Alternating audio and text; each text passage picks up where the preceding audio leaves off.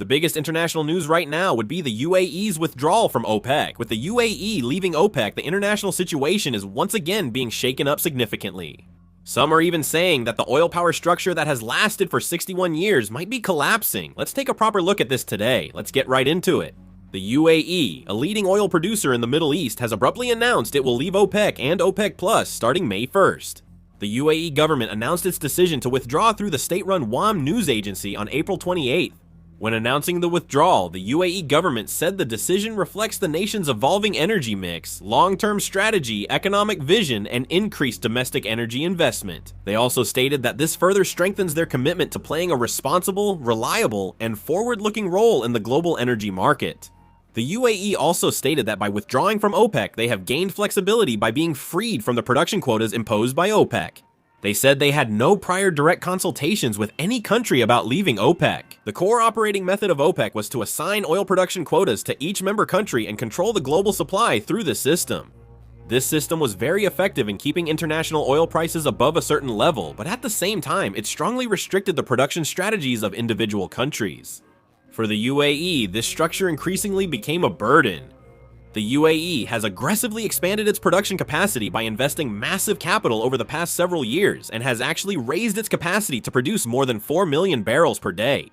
However, because of the quotas set by OPEC, the UAE repeatedly found itself unable to fully utilize these facilities. This structure reduced ROI and clashed with the country's economic strategy, while the conflict with Saudi Arabia intensified. Saudi Arabia has preferred production cuts to defend oil prices, but the UAE wanted to increase its market share by expanding production. Within the same organization, their strategic directions clashed. This was not a temporary disagreement, but a structural conflict rooted in fundamental energy policy differences. This decision to withdraw is interpreted as a sign that the conflict has reached a point where it can no longer be resolved. By leaving OPEC, the UAE is no longer bound by external production limits and can freely adjust output based on market demand and its national strategy. This means the previously suppressed production capacity could soon enter the market. Especially considering the recent situation in the Middle East and global energy demand, there is a strong likelihood that the UAE will gradually increase its production. In 2019, Qatar left, and then in 2026, the UAE also withdrew from OPEC, which dealt a major blow to the influence of OPEC led by Saudi Arabia. The UAE was the country with the third largest oil production in OPEC. With this, it's clear that Saudi Arabia's position will be further diminished. In addition, there are some interesting evaluations regarding this decision. Some people are saying that President Donald Trump's strategy has achieved some results. President Donald Trump has strongly criticized OPEC since taking office. He has repeatedly claimed publicly that OPEC is artificially limiting production to drive up international oil prices, and as a result, consumers around the world are suffering. In particular, he even used the term cartel to describe OPEC as manipulating prices against the world, increasing the pressure on them. In this context, the withdrawal of the UAE means more than just a member country leaving. Reuters described this as an example of how President Trump's sustained anti-OPEC stance has created real-world fractures. The cartel structure, long seen as a problem by the United States, is now starting to weaken from within. The symbolism is important because a country like the UAE, with production capacity and influence, has withdrawn. The Guardian also highlights another aspect. The weakening of OPEC's influence also means a reduction in its ability to control prices, which suggests that market volatility could increase even further. Up until now, major oil-producing countries have maintained a certain level of stability by adjusting supply through consultations, but if this structure is shaken, each country will decide its production based on its own interests. In this case, there is a high possibility that oversupply and shortages will repeat, leading to sharp fluctuations in prices. Especially in a situation like now, with instability in the Middle East, this kind of volatility can be further amplified. War, maritime blockades, and shifts in supply policies can occur together, making the market volatile and unpredictable. In this environment, both consumer and producer countries struggle to predict, making the energy market more unstable. Some assessments say this might benefit Korea, as the UAE is its second largest crude oil supplier.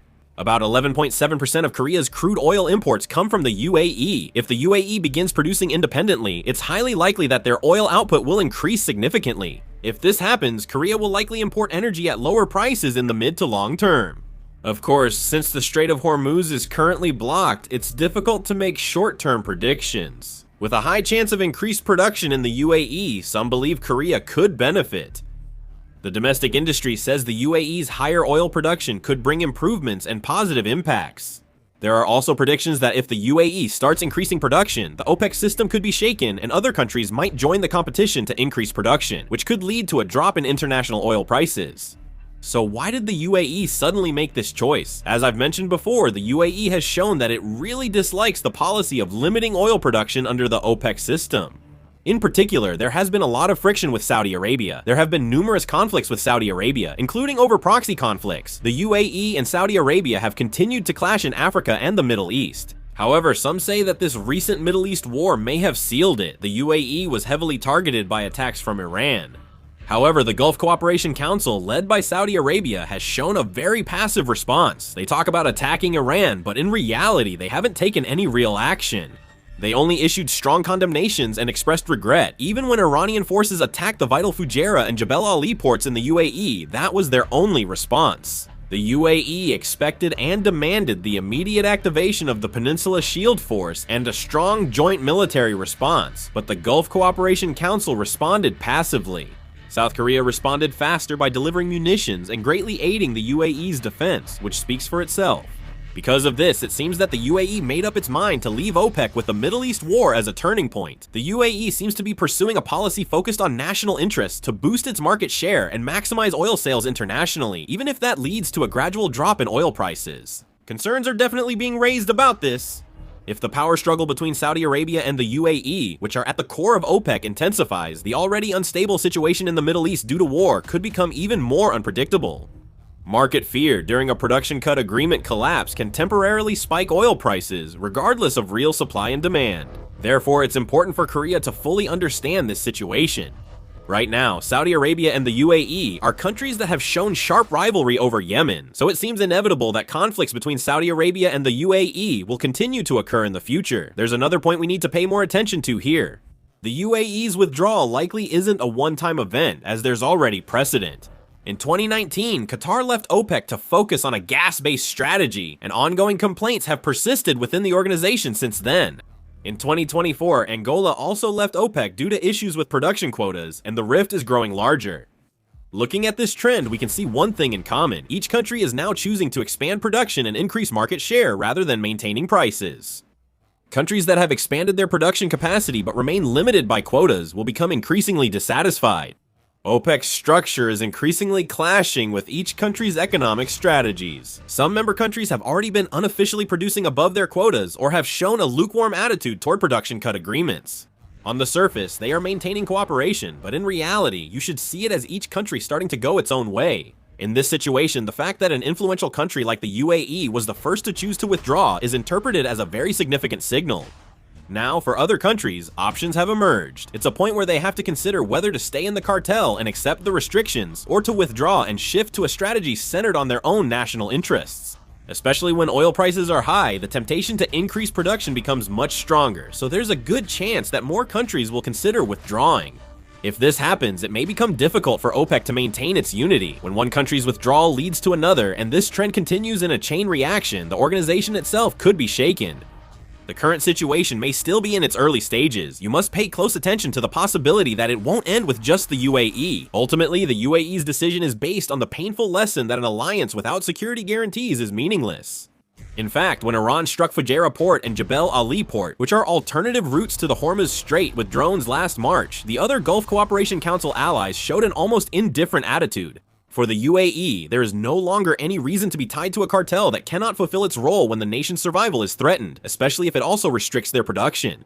With increased production capacity, the UAE is expected to invest heavily in its own defense system and fully commit to future energy industries. This marks a shift in the Middle East from a Saudi-led unipolar system to a multipolar one, where countries prioritize their own survival, surpassing just economic factors like oil prices.